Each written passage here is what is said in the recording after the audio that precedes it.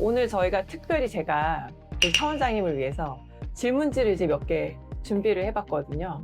그래서 랜덤으로 이렇게 뽑아서 이해를 해보면 좋을 것 같아요. 새로운 시도를 좀 네. 한번 해봤습니다. 저희가 다 할 거는 아니고요. 아, 네. 다 할 거는 아니고 이 중에서 한 2개, 3개 정도 알겠습니다. 뽑아볼까 싶은데 일단은 하나를 어, 선택을 해주시죠. 가운데로 하겠습니다. 아, 네. 네. 좋습니다.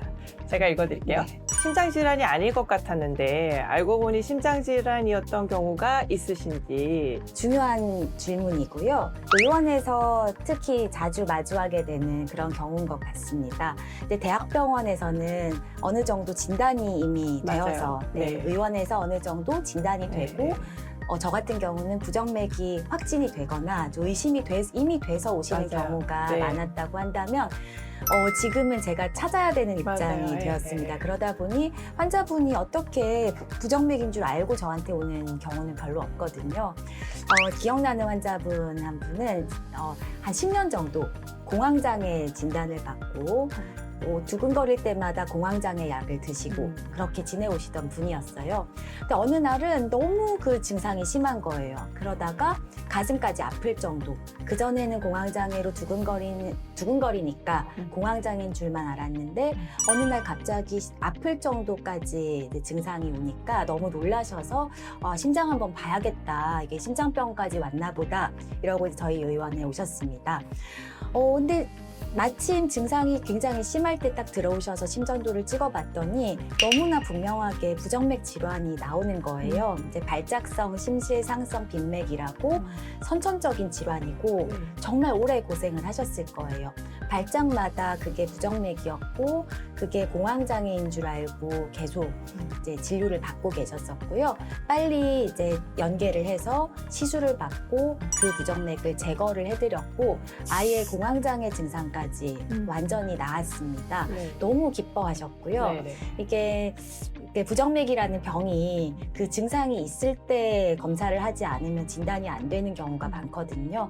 그러다 보니 의심하지 않으면 진단할 수 없는데 이런 경우 이제 진단에 큰 도움이 되었기 때문에 많이 기뻤던 그런 기억나는 케이스가 있습니다. 이게 불안장애라든지 네. 이제 공황장애라든지 정말 많잖아요. 대부분 다 두근거리고 나는 공황이다라고 이제 생각하고 지내시던 분들이 되게 많이 찾아오세요. 그리고 정신과에서도 많이 보내주시고, 근데 그 중에서 실제로 부정맥이 있는 분들이 꽤 많이 맞습니다. 있거든요. 그래서 두근거린다고 무조건 나는 불안해서 혹은 나는 이건 공황장애야. 물론 같이 있는 경우도 사실 굉장히 많고 네. 서로가 서로를 좀 악화시키기도 하잖아요. 그래서 그런 것들을 좀 한 번 정도는 생각을 해보는 게 좋지 않나 네. 싶고요. 저는 개인적으로는 사실은 되게 젊고 위험 인자가 네. 전혀 없고 통증도 좀 특이적이지 않다. 특이적이지 않다라고 하면 우리가 협심증의 흉통하고 조금 다르다. 네. 이렇게 이제 생각을 했는데 많이 고민을 하다가 환자분이 너무 검사를 하고 싶어 하셔갖고 초음파를 이제 네. 봤는데 굉장히 큰 심방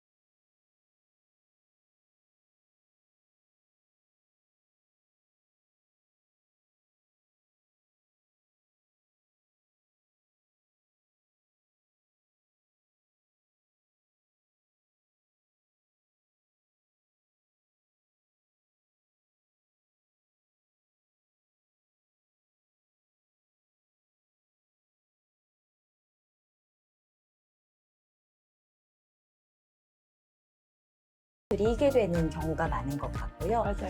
반대로 정말 가야 될 것 같은데 조금만 더 있으면 안 되냐, 약 좀 맞아요. 먹어보면 안 되냐, 네. 시술이 분명히 도움이 되는데 맞아요. 약 먹고 싶다. 맞아요. 네, 이 경우도 정말 반대로 네. 많이 고민이 되는데 네.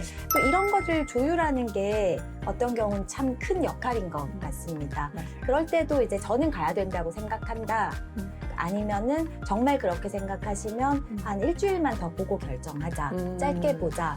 이런 방법을 많이 씁니다. 이렇게 네. 네고시에이션을 하시는 거예요. 아, 네. 예, 모두가 이제 해피할 수 있도록. 네. 예, 좋습니다. 예. 저도 사실 비슷하긴 한데요. 환자분이 이제 원하시면 가는 게 맞고, 그리고 또 이게 또 뭐가 숨어 있을지 또 모르는 부분도 사실 있기 때문에 무조건 막을 수도 없고, 네. 그래서도 안 된다는 생각이 좀 들고요. 다만 이제 너무 경증인데 자꾸 대학병원에만 가겠다라고 하시는 네. 경우는 사실은 모두를 위해서, 본인을 네. 위해서도 그렇고 별로 좋지는 않아서 조금 이제 한 번 정도는 다시 좀 생각해 보시라고 말씀을 드리는 편이기는 합니다. 저희가 또 하나 뽑아볼까요? 네. 자, 흉통으로 검사를 하다가 심장혈관병 외에, 그러니까 협심증 외에 다른 질환을 발견하셨던 적이 있으실까요? 이거 많으실 것 같은데요. 꽤 많습니다. 오늘 진료에서도 그런 경우가 있었는데요. 많이 두근거리고 가슴이 답답하고 그렇게 오신 분인데 진단해봤더니 갑상선 질환. 많죠. 네. 엄청 많죠. 심장이랑 갑상선, 완전 다른데? 이렇게 생각하시지만, 그 순환기내과, 심장내과 의사들은 피 검사할 때 갑상선을 굉장히 맞아요. 넣습니다. 네. 같이 나오는 경우가 많고요. 네. 갑상선 항진증이 가슴을 답답하게 하거나 두근거리게 할 수 있어서 같이 진단되는 경우 굉장히 많습니다. 치료하면 굉장히 좋아지고요. 저도 이제 처음에 개원해서 오히려 더 많이 느끼게 됐던 게 이렇게 갑상선 항진증이 흔했나, 네. 혹은 갑상선 기능 저하증이 이렇게 많았나. 이게 약간 심장 초음파도 보면은 그 특유의 느낌이 좀 있어서 피 검사를 빨리 보고 싶다 이런 생각이 들 때가 있거든요. 그래서 굉장히 많은 환자분들의 피 검사나 이런 데서 이상이 같이 사실 있어서 저는 꼭 피 검사를 같이 하거든요. 되게 하기 싫어하시는 경우도 있어요. 네. 근데 하여튼 이제 그런 것들이 있기 때문에 꼭 이제 해야 될 것들은 같이 평가를 하는 게 좋겠다라는 생각을 하고, 저는 이제 흉통으로 이제 검사를 하다가, 근데 이게 흉통이 생길 이유가 굉장히 여러 개인 경우들이 네. 있거든요. 왜냐하면 보통 고령이시기 때문에 이제 혈관 질환 외에도 판막이 좀 많이 좁아져 있거나, 아니면 모르고 있던 이제 심장이 두꺼워지는 병이라든지, 반대로 심장 기능이 떨어지는 병이라든지, 아니면 이제 말씀하신 부정맥 같은 것들이 심해지면서 흉통을 유발하거나 이런 게 막 복합적으로 있는 경우들도 있고, 저는 되게 기억에 남는 분이 이제 갑자기 숨이 차고 가슴이 아프고, 근데 이제 굉장히 여러 가지 병들을 우리가 생각이 나잖아요. 근데 그분 결론적으로는 이제 폐색전증이었어요. 예, 네. 폐색전증 같아서 사실 초음파를 받고, 네. 초음파에서도 보면은 심장이 거의 눌리기 일보 직전이어서 급하게 이제 응급실로 보내고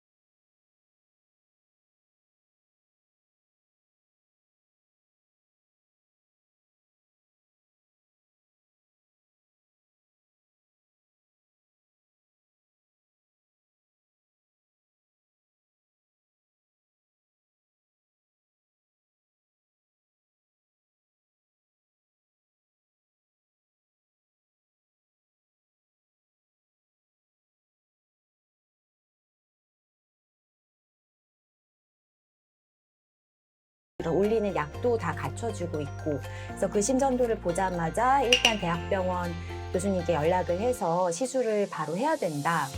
전문의가 하는 얘기니까 그쪽에서도 다른 거 없이 미리 준비를 바로 시작을 하고, 준비가 될 때까지 시간을 낭비할 수 없으니 저희가 기본적인 검사를 다 마쳐서 환자분 대학병원 도착하실 때 맞춰서 맞아요. 검사를 다 네. 보내드리고 119 타고 도착하시자마자 바로 조영술이랑 스텐트 시술까지 일사천리로 진행이 됐고요. 끝나고 이제 그분이 찾아오셨어요. 아, 그렇죠. 네. 그럼 더 되게 뿌듯하죠. 네, 너무 네. 뿌듯하더라고요. 맞아요. 그 교수님도 조금만 늦었으면 안 됐다. 정말 막히기 직전이었다. 그래서 너무 고맙다고 찾아왔을 때 그 전문위원이 정말 중요한 역할을 할 수 있구나 실감을 했던 순간이었습니다. 맞아요.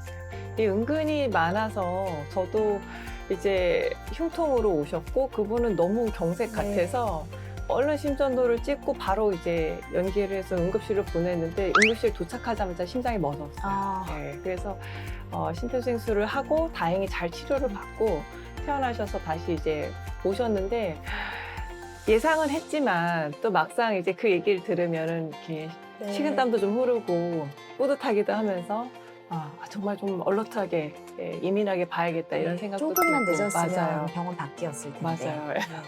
그래서 저도 병원에 네. 그 제세동기를 갖다 놨어요. 네. 제세동기 저희 필수거든요. 그래서 딱 구비해놓고 그걸 쓸 일이 없어야겠지만 쓸 일이 없길 바랐지만 혹시 모르기 때문에 준비를 항상 해놓고 있습니다. 네. 저희가 그럼 마지막으로 질문 하나만 더. 이번에는 2개 중에 제가 골라볼게요. 알겠습니다. 이거는 사실 우리 항상 좀 고민하는 거긴 한데, 이제 항상 득과실이 아주 클리어하지는 않잖아요. 이게 이 약을 썼을 때 이거 100% 좋다 이런 거는 없고, 이게 조금 더 좋을 가능성이 높다. 이제 위험도 대비 이렇게 하면 쓰는데, 혈전제. 네. 끊이지 않는 이제 고민이죠. 네. 이 혈전제를 사용할 때, 이게 출혈의 위험도, 경색의 위험도를 저울질하겠지만, 이 균형이 굉장히 모호할 때, 네. 어떻게 하세요? 이게 참 설명하기도 어렵죠. 어렵고 맞아요. 쓰고 나서도 많은 고민을 해야 되고 주의를 해야 되는 맞아요. 예. 약이고요. 사실 처방을 하는 입장에서는 교과서에 정해져 맞아요. 있는 것들이 네. 딱 있습니다. 어떤 몇 점이 넘으면 써야 된다. 쓰는 게 더 유리하다. 굉장히 생각보다 클리어하게 나와 있음에도 불구하고 환자분들께 처방을 할 때는 너무 다양한 상황들이 있으니까요. 맞아요. 또 실제 처방을 하고 나서 사실 코피가 막 난다. 사실 코피는 어떻게 생각하면 뇌경색이 오는 것보다는 코피가 훨씬 좋은 거니까 드셔야 한다 네. 라고 설명해야 되는데 이게 당장 삶의 질에 직결된 거는 그쵸. 코피니까요. 이런 거를 설명하기가 참 어려울 때가 많습니다. 그래서 이제 항응고제, 특히 저희가 심방세동 환자를 많이 보다 보니 항응고제 처방이 많아지게 되는데 저는 첫 번째 설명에 진짜 공을 많이 드립니다. 쓰고 안 쓰고는 결국 결정이고 교과서는 써야 된다고 하는데 안 쓰면은 이렇게 되고 쓰면은 출혈이 있을 수 있다. 근데 출혈도 그냥 일반적인 멍이나 이런 건 우리는 크게 보지는 않는다. 유리한 게 너무 많으니까 이런 설명을 한참 하고 보호자분께도 한번 맞아요. 하고 예. 네, 이런 과정을 한번 쭉 거치고 나서도 다음 진료 때 또 어떤지 또 여쭤보고 어려운 과정인 것 같긴 합니다.